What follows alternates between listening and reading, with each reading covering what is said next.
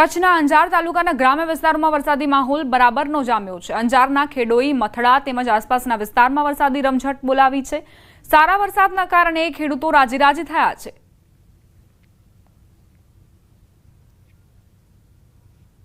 કચ્છના મુન્દ્રામાં વરસાદી માહોલ જામ્યો। વાદળછાયા વાતાવરણ વચ્ચે મુન્દ્રામાં વરસાદ ખાબક્યો। વરસાદી રસ્તાઓ પર પાણી વહી નીકળ્યા।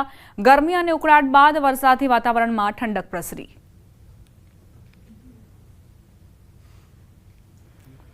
જામકંડોરણાના ગ્રામ્ય પંથકમાં ભારે વરસાદ। જામકંડોરણાના રાજપરા, સાતોડળ, બોરિયા, જામદાદર સહિતના વિસ્તારોમાં ભારે વરસાદી ઝાપટું નોંધાયું। જામકંડોરણાના ગ્રામ્ય પંથકમાં વરસાદી વાતાવરણને લઈ ખેડૂતોમાં ખુશી વ્યાપી। સવારથી જ જામકંડોરણા પંથકમાં વરસાદી ઝાપટા વરસ્યા છે। વાત હવે પાટણની કરવી છે। નગરપાલિકાનો અણઘડ વહીવટ અહીં જોવા મળ્યો। ઝરમર વરસાદમાં ખાડાઓનું પુરાણ કરવામાં આવ્યું। પ્રી મોન્સૂન કામગીરી મોન્સૂનમાં જ ચાલુ જોવા મળી છે। શહેરના પાલિકા બજાર વિસ્તારમાં ખાડા પડ્યા છે। પાલિકાના કર્મચારીઓ રેતી, સિમેન્ટ તેમજ કપચીનો માલ બનાવી ભરાયેલ પાણીમાં પિચિંગ કરતા જોવા મળ્યા। ઝરમર વરસાદ વરસતા ખાડાઓમાં ભરાયેલ પાણીમાં જ ખાડાઓનું પુરાણ કરાયું। પાણી ભરાયેલ ખાડામાં જ પુરાણ કરી પાલિકાના સત્તાધીશોએ પોતાની બુદ્ધિનું પ્રદર્શન કર્યું।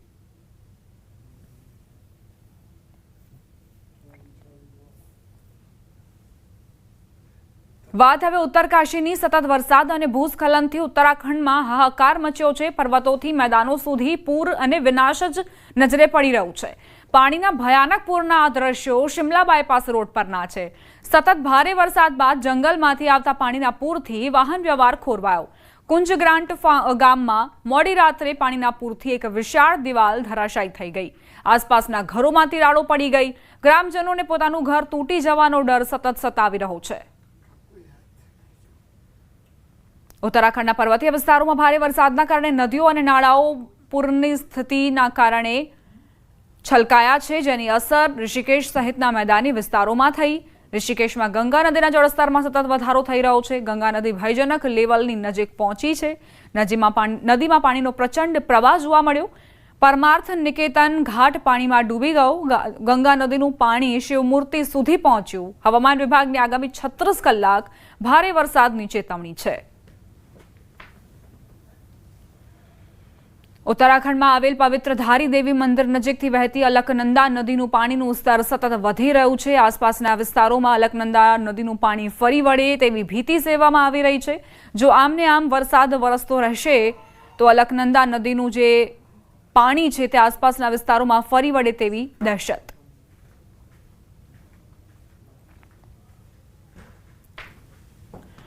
શિમલાના ભટ્ટાકુફર વિસ્તારમાં આજે સવારે 8:10 મિનિટે એક 5 માળની ઇમારત ધરાશાયી થઈ।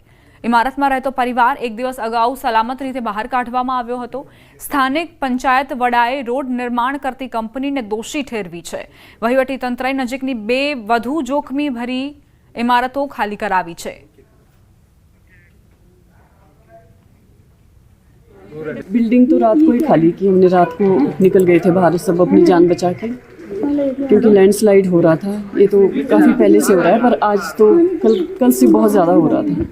जो परसों बारिश हुई उसकी वजह से ज़्यादा हो रहा था, तो हमने खाली कर दी थी रात को बिल्डिंग।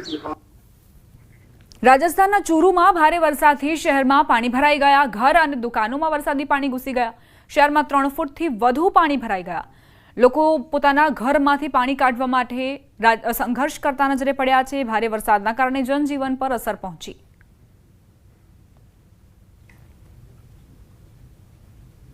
ચૂરુ બાદ હવે વાત સિરોહીની। વરસાદના કારણે ગ્રામીણ વિસ્તારોમાં નદીઓ અને નાળાઓમાં પાણીની આવક તેજ થઈ રહી છે, જેના કારણે વાહન ચાલકોની બેદરકારીથી વાહન ચાલકો ઝડપી પ્રવાહમાં ગાડી ઉતારી દે છે અને તેમનો જીવ જોખમમાં મુકાઈ જાય છે।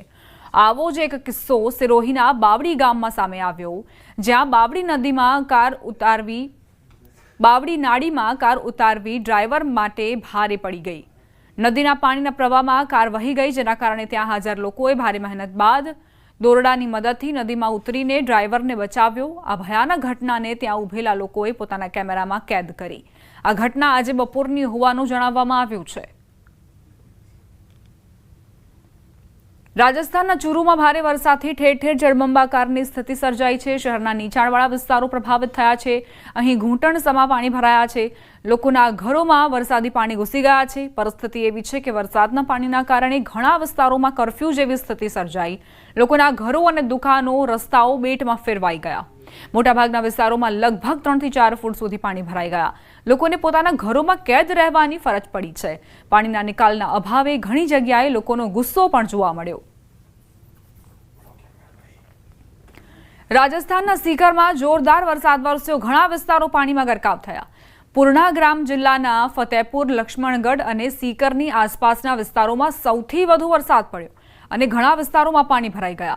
ફતેપુર શહેરના બસ સ્ટેન્ડ પાસેના પાણીમાં ડૂબી ગયા હતા વાહનો અને આસપાસના વિસ્તારોમાં પણ 3 થી 4 ફૂટ પાણી ભરાઈ ગયા હતા। વરસાદના કારણે सीकर જિલ્લા મુખ્યાલયમાં ઘણી જગ્યાએ પાણી ભરાઈ ગયા હતા।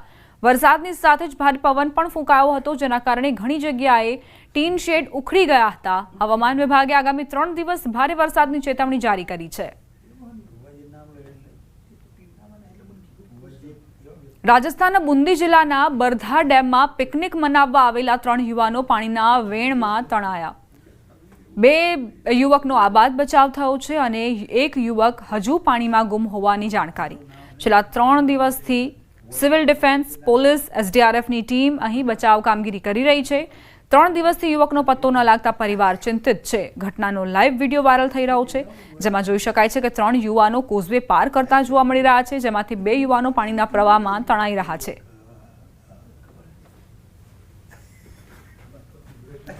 હવે વાત ચંદીગઢની। સેક્ટર 47-48 ટી પોઈન્ટ પર રસ્તા પર મોટો ભૂવો પડી ગયો। અચાનક પડેલા ભૂવાના કારણે બાઇક સવાર બાઇક સાથે ખાડામાં પડી ગયો। લોકોએ ફાયર વિભાગને જાણ કરતા સમગ્ર ટીમ આવી પહોંચી યુવકને બહાર કાઢવામાં આવ્યો। ફાયર વિભાગની મદદથી બાઇકને બહાર કાઢવામાં આવી। યુવકને સામાન્ય ઈજા થઈ હતી।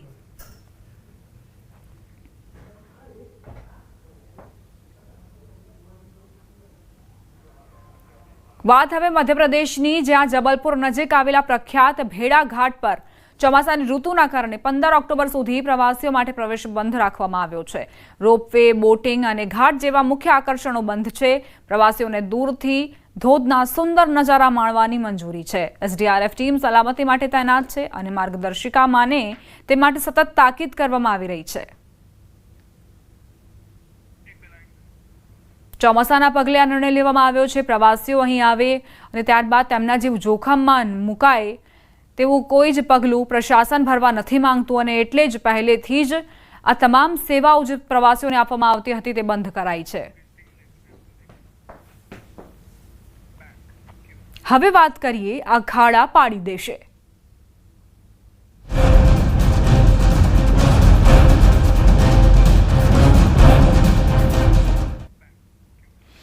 વાત હવે આઝાદીને વર્ષો થઈ ગયા છે, પણ નસવાડીના ખોખર ગામના લોકો આજે પણ રોડ રસ્તા માટે વલખા મારી રહ્યા છે।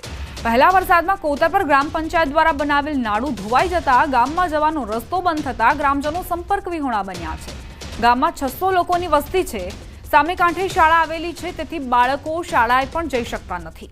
તંત્રને રજૂઆત કરીને થાકી જતા ગ્રામજનોએ કોતરપર ભેગા થઈને સૂત્રોચ્ચાર કર્યા। રસ્તા અને પુલ બનાવી આપવા માંગ કરવામાં આવી છે।